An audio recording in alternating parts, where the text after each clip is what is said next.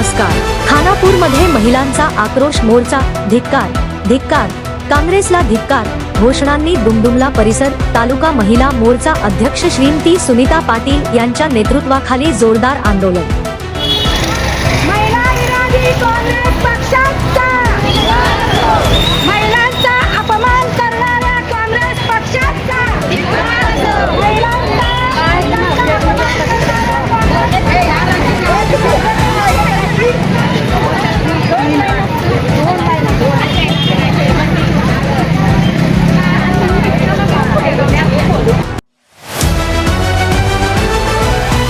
खानापूर तालुक्यात दिनांक 27 मार्च 2026 रोजी सायंकाळी 4 वाजता समस्त तालुक्यातील महिलांच्या वतीने भव्य आक्रोश आंदोलन पार पडले. श्री छत्रपती शिवाजी महाराज स्मारक येथून सुरू झालेला हा मोर्चा बाजारपेठ मार्गे श्री जगज्योती बसवेश्वर आणि डॉक्टर बाबासाहेब आंबेडकर स्मारकापर्यंत काढण्यात आला. यावेळी संपूर्ण परिसर घोषणांनी दणाणून गेला. नारी शक्ती वंदन अधिनियमाची अंमलबजावणी रोखल्याचा आरोप करत महिलांनी काँग्रेस व तिच्या सहयोगी पक्षांविरोधात तीव्र संताप व्यक्त केला. महिलांना लोकसभा आणि राज्य विधानसभांमध्ये 33% आरक्षण देण्याचा उद्देश असलेल्या या महत्त्वपूर्ण कायद्याला विरोध करणे म्हणजे महिलांविरोधी भूमिका असल्याचे आंदोलनकर्त्यांनी स्पष्ट केले. धिक्कार धिक्कार अशा जोरदार घोषणांनी महिला रस्त्यावर उतरल्या होत्या. महिला सक्षमीकरणाच्या नावाखाली केवळ बोलबाला करून प्रत्यक्षात अडथळे निर्माण करणाऱ्या राजकीय पक्षांचा निषेध करण्यात आला. गावोगावी आणि शहरांमध्ये या विषयावर महिलांमध्ये संतापाची लाट उसळली असल्याचे यावेळी दिसून आले. या भव्य आंदोलनाचे संयोजन कुमारी सी मंजिवळा आणि डॉक्टर नैना भस्मे यांनी केले. कार्यक्रमाचे नेतृत्व तालुका महिला मोर्चा अध्यक्षा सुनीता पाटील यांनी केले, तर जिल्हा जनरल सेक्रेटरी श्रीमती धनश्री सरदेसाई प्रमुख उपस्थित होत्या. यावेळी राज्य कार्यकारिणी सदस्य प्रमोद कोचेरी, जिल्हा उपाध्यक्ष संजय कुबल, तालुका जनरल सेक्रेटरी गुंडू टोप्पिनकट्टी, जिल्हा मोर्चा सेक्रेटरी पंडित ओगले, जिल्हा किसान मोर्चा अध्यक्ष सदानंद पाटील तसेच तालुक्यातील पदाधिकारी चेतन मनेरकर, मोहन पाटील, रवी पाटील, सदानंद मासीकर, प्रशांत काजुनीकर यांच्यासह अनेक भाजप कार्यकर्ते व तालुक्यातील मोठ्याने महिला वर्ग उपस्थित होते. नारी शक्तीला विरोध केले यासाठी आम्ही त्यांना धिक्कार करतो. आणि महिला हे आमची मातृ आहे आणि महिला ही शक्ती आहे. त्यासाठी मोदी साहेबांनी पार्लिमेंटमध्ये 33% आरक्षण करण्यासाठी सपोर्ट त्यांनी न केल्यामुळे काँग्रेसनी त्याच्या विरोधासाठी आज खानापूरमध्ये आम्ही सर्व जमलेला आहे. सर्व महिलावर त्याचा विरोध करण्यासाठी जमलेला आहे आणि काँग्रेसचा धिक्कार करून येणाऱ्या काळामध्ये नक्की महिला लोकांना भारतीय जनता पार्टी आरक्षण मिळवून देणार हे नक्कीच आहे सांगून माझी 2 गोष्ट जय भारत.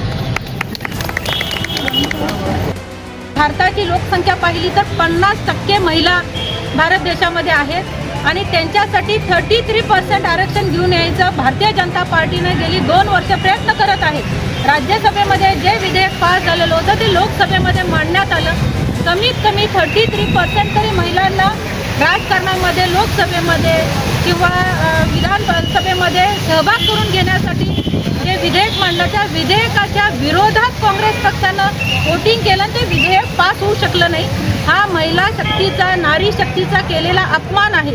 एक गोष्ट आवर्जून मला इथं सांगावीशी वाटते, ज्या वेळेला विधेयक पास होईल त्यावेळेला फक्त ते भारतीय जनता पार्टीचं असणार नाहीये. कारण फक्त भारतीय जनता पार्टीमध्ये महिला काम करत नाहीयेत. महिला ह्या काँग्रेस पक्षामध्ये पण काम करतात.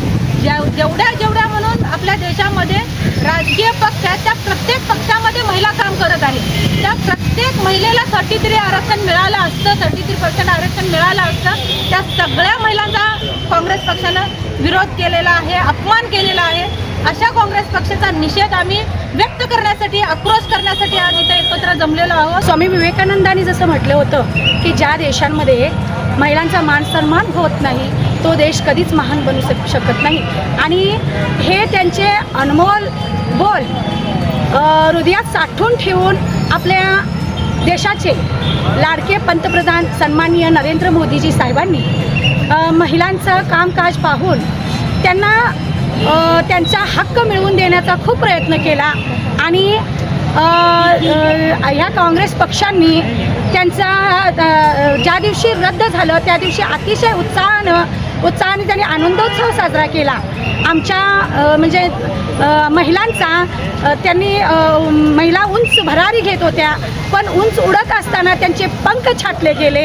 आणि अशा काँग्रेस सरकारचा या सर्व महिलांच्या वतीनं मी त्यांचा काँग्रेस पक्षाचा धिक्कार करते. ಧನ್ಯವಾದ. ಆಘಾತ ಕಾಂಗ್ರೆಸ್ ಪಕ್ಷ ಅವರ ಕುತಂತ್ರದಿಂದ ಮಾಡಿದ್ದಾರೆ. ಅವ್ರಿಗೆ ಭಾರತೀಯ ಜನತಾ ಪಾರ್ಟಿ ನರೇಂದ್ರ ಮೋದಿ ಗವರ್ಮೆಂಟ್ ಎಲ್ಲ ಲೇಡೀಸ್ಗೆ ಒಂದು ನ್ಯಾಯ ಸಿಗಲಿ, ಅದಕ್ಕಾಗಿ 33% ರಿಸರ್ವೇಷನ್ ಅವ್ರಿಗೆ ಲೋಕಸಭೆಯಲ್ಲಿ ಅದೇ ರೀತಿ ವಿಧಾನಸಭೆಯಲ್ಲಿ ಸಿಗಲಿ ಅಂತ ಪ್ರಯತ್ನ ಮಾಡಿದರು. ಆದರೆ ಅದು ವಿಫಲ ಆಗಿದೆ.